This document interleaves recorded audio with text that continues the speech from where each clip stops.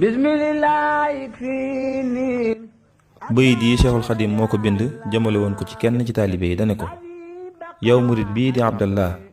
maa ngi lay digal nga takkoo ko ragal yàlla saa su ne te bu dee bëgg ngaa mucc ëllëg yowmal xiyaam te la nga fay sàkk lépp ci xéewal nga am ko fexeel ba yii ma lay bëgg a wax nga jëfe ko na nga sellal sab xol bu baax te sori lépp luy bidaa takkoo ak sunna te boole ci sàmm gu mat sëkk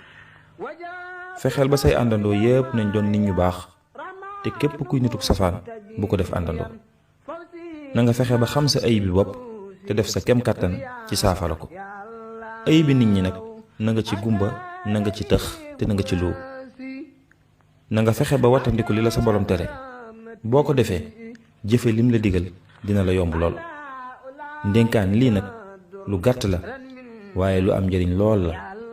kon na nga ci sax sa giir أنبئت أن رسول الله بشرني